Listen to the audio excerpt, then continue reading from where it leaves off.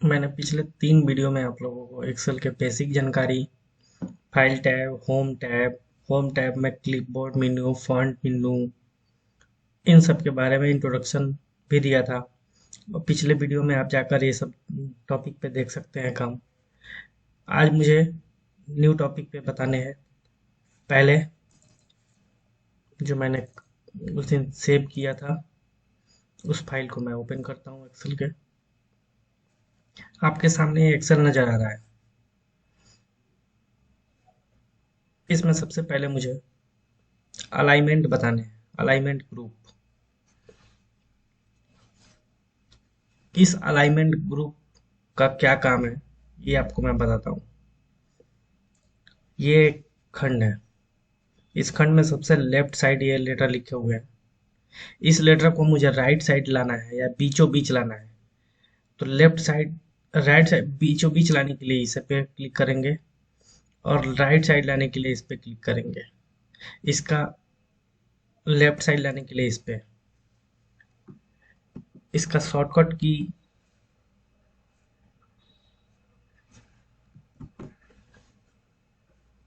ठीक है। ये अलाइनमेंट का 3, लेफ्ट, सेंटर और राइट। सेंटर पे क्लिक कर दिए, बीचों बीच आ गया। मैंने आपको पहले के वीडियो में आपको कॉलम को बड़ा करने का तो मैंने बता दिया था। यहाँ से डबल क्लिक करके आप बड़ा कर सकते हैं। रॉ को मैंने बड़ा किया, रॉ इतने बड़े हो गए। सबसे नीचे रॉ में ये लेटर लिखा हुआ है, बीचों बीच यहाँ से, और सबसे ऊपर यहाँ से। ये टॉप अलाइन है, ये बॉटम, सेंटर अलाइन है, और ये बॉटम अलाइन है, मिडिल अलाइन। देख रहे हैं ना आप लोग क्या चेंजिंग हो रहा है इस लेटर में।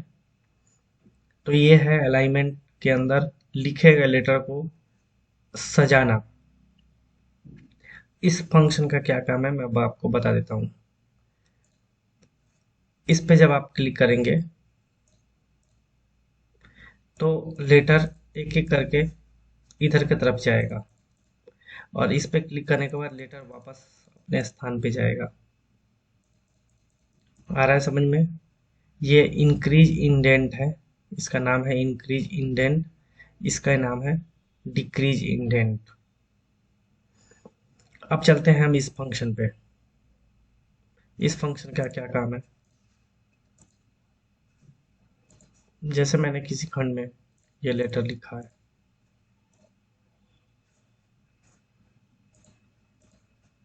Fill colour. अब यहाँ ओरिएंटेशन का मैं काम बताता हूँ। जैसे ही एंगल काउंटर क्लॉकवाइज मैं करूँगा क्लिक, ये लेटर इस तरीके से नजर आ जाएंगे। आपको नजर आ रहा है? फिर से देख लीजिए। यहाँ ओरिएंटेशन पे एंगल क्लॉकवाइज करूँगा, ऐसे यहाँ नजर आ गए लेटर। वर्टिकल टेक्स्ट करूँगा, ऐसे वर्टिकल लिखे हुए आ गए लेटर। रोटेट टेक्स्ट अप करूँगा, ऐसे लिखे हुए आ गए। रोटेट टेक्स्ट डाउन करूँगा, ऐसे लिखे हुए आ गए। फॉर्मेट सेल अलाइनमेंट के द्वारा अपने मन से इस टेक्स्ट को जितना डिग्री पे ले जाना है उतना डिग्री पे आप ले जाके यहाँ क्लिक करके ओके कर सकते हैं। इसी में फॉर्मेट सेल अलाइनमेंट के द्वारा यहाँ हॉरिजॉन्टल लेफ्ट सेंटर राइट जो मैंने बताया, यहाँ एक्स्ट्रा फंक्शन मौजूद है। Top centre bottom justify distributed. Wrap text shrink to fit, wrap text यहाँ पे है, ये है श्रिंक टू फिट। इसमें नया मर्ज सेल यहाँ पे फंक्शन दिया हुआ है। Text direction left to right या राइट टू लेफ्ट कर सकते हैं आप यहाँ से। जैसे left to right, right to left करके चेक करता हूँ मैं।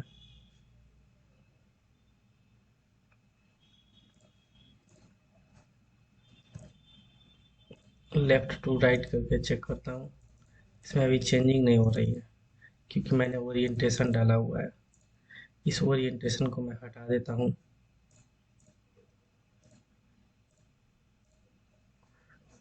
अब मैं यहाँ पे फॉर्मेट सेल अलाइनमेंट में राइट टू लेफ्ट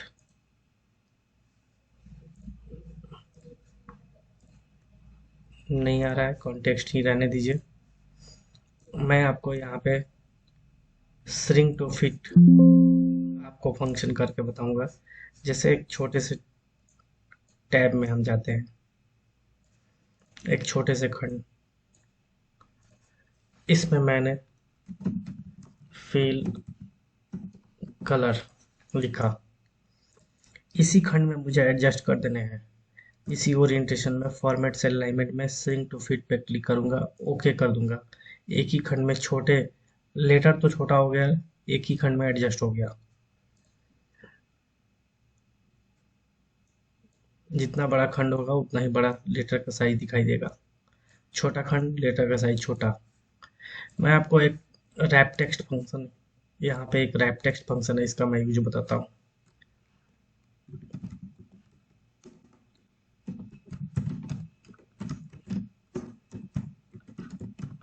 मैंने यहाँ अलाइनमेंट फंक्शन एक इस खंड में लिखा मैंने, इस खंड से ज़्यादा लेटर होने के बाद ये खंड से बाहर चले गए। जैसे ही मैं यहाँ पे क्लिक करके रैप टेक्स्ट पे क्लिक करूंगा, ये लेटर, ये खंड बड़ा हो जाएगा अपने आप और लेटर एक ही खंड में एडजस्ट हो जाएगा। तो श्रिंक टू फिट और रैप टेक्स्ट दोनों में अंतर है। श्रिंक टू फिट में लेटर का साइज छोटा होकर एक ही खंड में एडजस्ट हो जाता था, लेकिन रैप टेक्स्ट के द्वारा खंड बड़े हो जाएंगे और एक ही खंड में लेटर एडजस्ट हो जाएगा। लेटर का साइज इसमें छोटा नहीं होगा, खंड का साइज अपने आप बड़ा हो जाएगा। ये अंतर है रैप टेक्स्ट और श्रिंक टू फिट में। फिर इस पे क्लिक करेंगे, फिर जैसे था वैसे वापस नॉर्मल आ जाएगा। अब मैं आप लोगों को बताना चाहता हूँ ये मर्ज मर्ज फील्ड। इस मर्ज फंक्शन को बताने के लिए आपको मैं ले चलता हूँ अपने एक नए सीट पे, सीट 4 में, जिसमें मैंने आप लोगों के लिए बहुत सारे शॉर्टकट्स लिखे हुए हैं। ये शॉर्टकट फंक्शन की आप लोगों के लिए एक्सेल में बहुत इंपॉर्टेंट है। इसे आप याद कर लिया करेंगे, इसे नोट कर लेंगे आप। मैं इसे जूम कर देता हूँ और आपको, आप इसे स्क्रीनशॉट लेके रख लेंगे। पहले मैं इसे एडजस्ट कर दूं तब आप इसे स्क्रीनशॉट लेंगे। यहाँ मैंने यहाँ पे क्लिक किया, नजर आ रहा है यहाँ file tab alt plus F मैंने लिखा है, लेकिन ये छोटे से खंड के होने के कारण इधर भी लेटर भाग जा रहा है और इधर भी भाग जा रहा है। इस चीज को एडजस्ट करने के लिए आप तो या तो रैप टेक्स्ट करेंगे तो ये खंड बड़ा हो जाएगा, भद्दा दिख रहा है, या फिर इसको सेलेक्ट करके आप इतना दूर तक रैप मर्ज कर देंगे तो एक खंड में एक बढ़िया सा दिखा नजर आ रहा है। ये सारे खंड टूट के एक खंड बन जाते हैं, इसे ही कहते हैं मर्ज। मतलब बहुत सारे खंड को मिलाकर एक खंड बना देना ही मर्ज कहलाता है। यहाँ मर्ज फंक्शन है। उसी तरीके से सब खंड को हम एक एक करके, अगर हम मुझे इसी तरीके से मिलाने हैं, इसी तरीके से मर्ज करने हैं, यहाँ यहाँ से यहाँ तक, तो एक फंक्शन इस मर्ज के बगल में तीर पे है, मर्ज क्रॉस। मर्ज क्रॉस इसका यूज करेंगे। पहले यहाँ पे सिलेक्ट करेंगे सबको,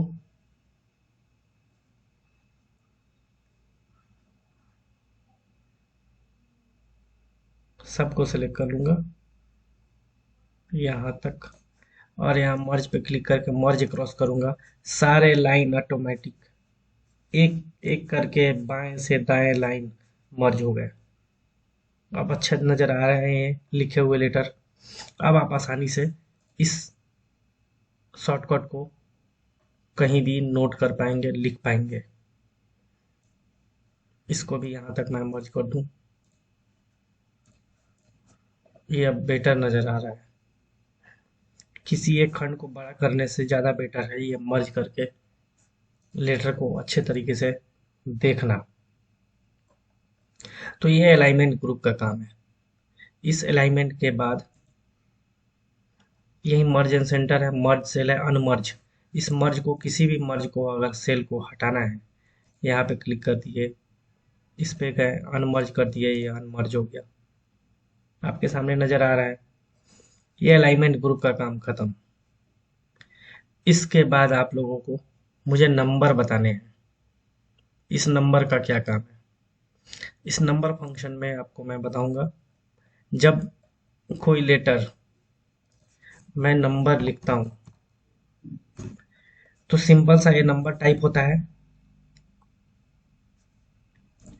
लेकिन इसमें जाकर अगर आप नंबर पे क्लिक कर देते हैं तो दशमलव के बाद 2 जीरो लिखा हुआ लेटर अपने आप आ जाएगा।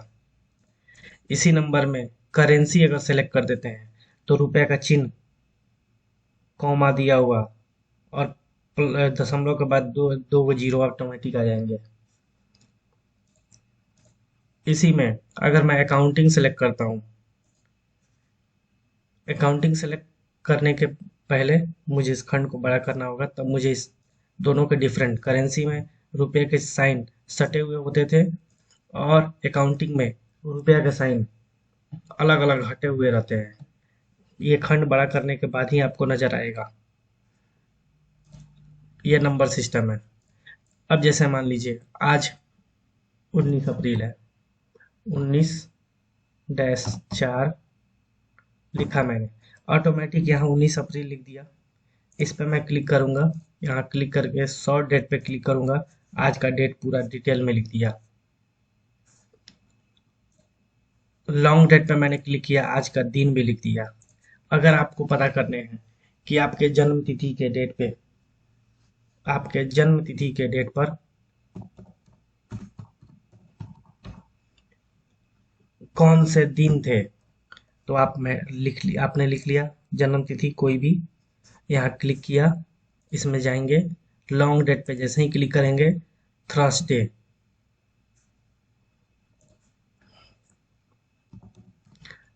कोई और दिन सेलेक्ट करता हूँ, कोई और ईयर के, इस पे क्लिक करके मैं जब ड्रैग करूंगा तो ऑटोमेटिक ये 90 तक चला आया। इस पे क्लिक करूंगा और यहाँ लॉन्ग डेट पे क्लिक कर दूंगा, फिर यहाँ क्लिक करके लॉन्ग डेट पे क्लिक करूंगा। ये सब year, Thursday, Wednesday, Tuesday, Monday, Saturday, ये नजर आ रहे हैं आप लोगों को?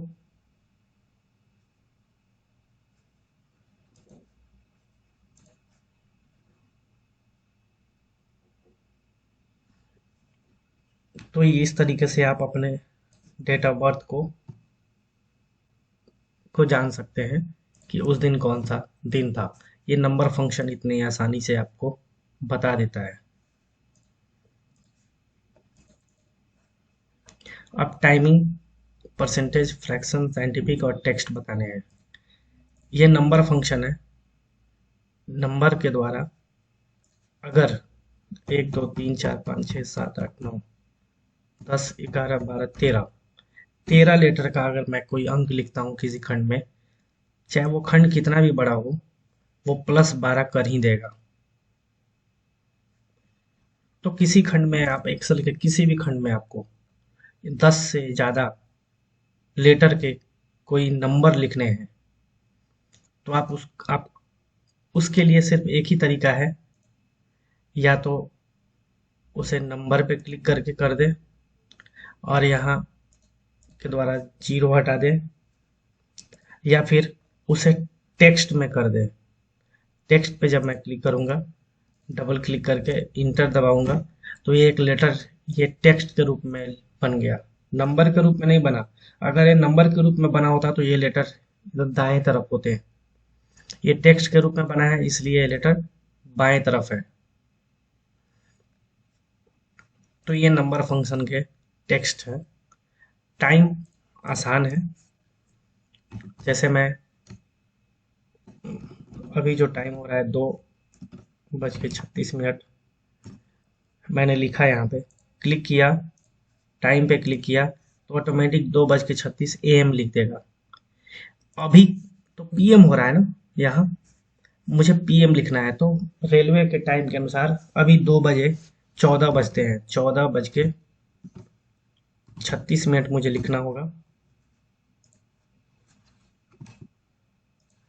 मुझे 14:36 लिखना होगा और यहाँ क्लिक करके इसमें जाके टाइम पे क्लिक करना होगा, तब 2:36 PM दिखाएगा वो। आ रहा है समझ में नंबर सिस्टम का काम? ये परसेंटेज है। जैसे मैंने 550 लिया, इस पे क्लिक किया, परसेंटेज पे जाके क्लिक किया, तो ऑटोमेटिक ये 550 के ऊपर डबल जीरो दे देगा और दशमलव के बाद दो भी जीरो, दशमलव के बाद दो भी जीरो यहाँ से हटाया जा सकता है। तो ये 550 जो लिखा हुआ था मैंने, परसेंटेज पे क्लिक करने के बाद ऑटोमेटिक डबल जीरो और परसेंट क्यों जोड़ दिया? क्योंकि मैथ के कैलकुलेशन के हिसाब से जब आप 55,000% लिखेंगे और इसे तोड़ेंगे, जब इसे तोड़ेंगे तो कंप्यूटर या फिर आपके मैथमेटिकल कैलकुलेशन के हिसाब से वो 550 ही आएगा। तो मैंने 550 लिखा था, तो पूर्व रूप में वो परिवर्तन कर दिया पहले के रूप में परसेंटेज फंक्शन के द्वारा। ठीक है, इसलिए ये 550 पे क्लिक करने के बाद जब परसेंटेज करेंगे तो ऑटोमेटिक 55,000% आ जाएगा। अब मुझे आप लोगों को फ्रैक्शन बताना है। फ्रैक्शन मतलब 1/2 होता है। जो भी लेटर सामने लिखा हुआ है उस पर क्लिक करेंगे, अंक, फ्रैक्शन पे क्लिक करेंगे, लेकिन ये अंक फ्रैक्शन कुछ चेंजिंग नहीं हुआ, लेकिन इस पर डबल क्लिक करेंगे इस खंड पे और इंटर बस दबा देंगे।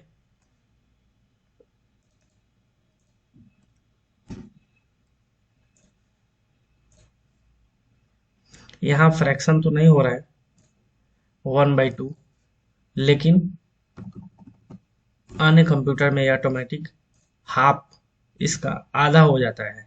हाँ, ये फ्रैक्शन 1/2 अगर 600 रहेगा,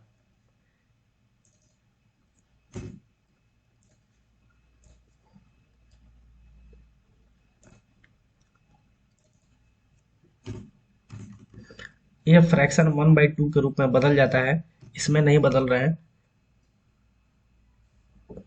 तो ये नंबर सिस्टम भी खत्म। नंबर सिस्टम में ये दो एक फंक्शन बचे हुए हैं, इसका काम मैं बता देता हूँ। डिक्रीज डेसिमल इसका नाम है और इसका इंक्रीज डेसिमल। जितना चाहें आप दशमलव के बाद के जीरो को यहाँ से बढ़ा सकते हैं और यहाँ से घटा सकते हैं। ये था अलाइनमेंट और नंबर सिस्टम। कंडीशन फॉर्मेटिंग को स्टाइल फंक्शन जो है, इसको बताने के लिए मुझे डेटा बनाने होंगे और तब आपको ये बताने होंगे। सेल आसान है बताना, एडिटिंग भी आसान है, लेकिन इसके लिए भी sort and filter, find and replace and auto some function, justify function and series, ये सब बताने के लिए मुझे कुछ डेटा की जरूरत पड़ेगी। इसलिए मैं डेटा पहले प्रिपेयर कर लूंगा, आपके सामने डेटा ला दूंगा और फिर तब आप इसे, इसके बारे में मैं वीडियो बनाऊंगा आपके लिए। तब तक आप ये इस शॉर्टकट की को आप स्क्रीनशॉट ले लें। ये फाइल टैब का है, फिर उसके नीचे मैंने देता हूँ होम टैब पर, ये होम टैब का है, इसे भी आप स्क्रीनशॉट ले सकते हैं। ये फॉन्ट ग्रुप के अंदर ये शॉर्टकट यूज होते हैं। अलाइनमेंट के अंदर ये शॉर्टकट यूज होते हैं। ये आपके सामने है, इसका आप स्क्रीनशॉट ले सकते हैं। इसे और मैं बड़ा कर सकता हूँ।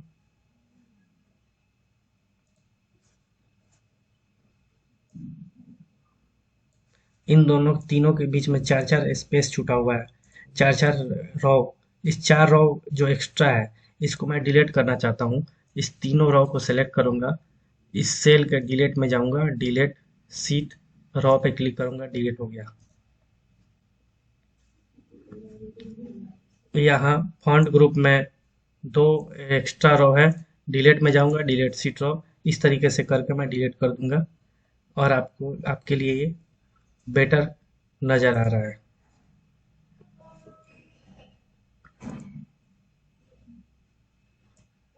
इसका स्क्रीनशॉट आप ले लें। Home tab, font group, alignment group,